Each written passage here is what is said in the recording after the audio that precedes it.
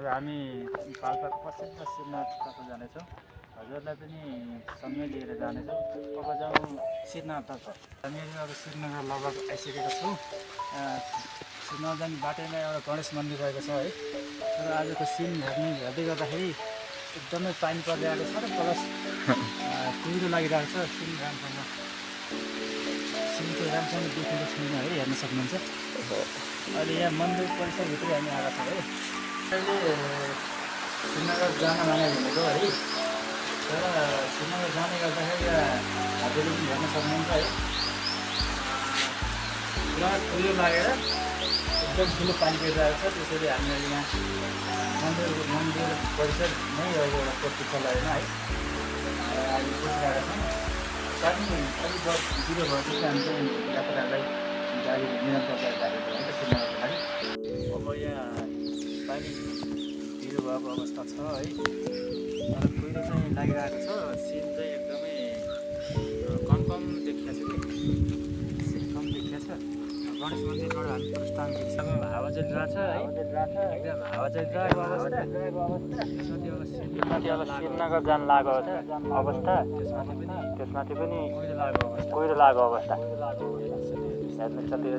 त्यसमाथि बाटो चिप्लो हेर्नु त साथीहरू। यहाँ त अब सल्लाह पुरा ढलेर बाटै छेकेर रहेछ कि। अब अर्को बाटो खोज्न पर्ला जस्तो भइसक्यो। एक त बाटो चिप्लो छ, त्यसमाथि बाटै बलक रहेछ। कसरी जाने हो भन्ने चाहिँ पुरा सोध्नु पर्ने बेला रहेछ। अनि हामीले चाहिँ खास भ्यू टावर जानु खोजेको साथीहरू। यहाँ चाहिँ तिनवटा बाटो आयो। हामी चाहिँ बिचमा छौँ है। यताबाट जाने कि यताबाट जाने कि यता बिचको बाटो जाने कि भइरहेको छ है। हजुरलाई थाहा छ भने पनि कमेन्ट गर्नु होला। कताबाट चाहिँ गयो भने भ्यू टावर छिटो पुगिन्छ भनेर यसो कमेन्ट गर्नु होला है साथीहरू। बाटो कता होला अल्मलिरहेको थियौँ है, र बाटो चाहिँ पत्ता लगाइयो। अहिले चाहिँ भ्यू टावरको नजिकै छौँ। भ्यू टावर निकै छौँ हामीहरू, आइसकिएको छ है, आइसकेका छौँ। यहाँबाट चाहिँ दुई तला माथि पुगिसके पछाडि तानसेन लगायत वरिपरिका सबै दृश्यहरू देख्न सक्नुहुनेछ है त। हामीहरूले हजुरलाई देखाउँदैछौँ। हेर्दै जानु होला, फेरि भिडियो हेर्दै गर्नु होला है त।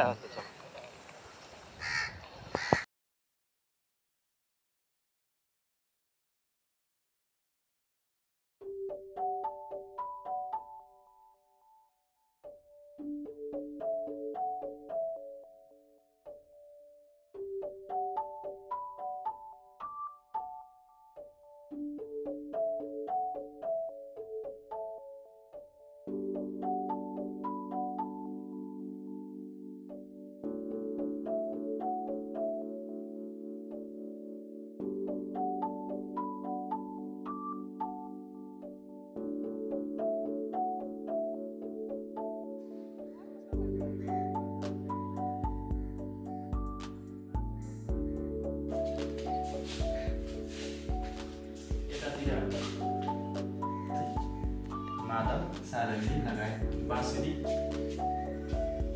लगायतका बाजाहरू यहाँ चाहिँ देख्न सकिन्छ है। अनि यतातिर हामीलाई यतातिरको देखाउँदैछु। यहाँ चाहिँ गुल बाजा, ढिमी बाजा, समला लगायतका बाजाहरू यो सेक्सनमा रहेका छन् है। अनि चाहिँ यहाँ चाहिँ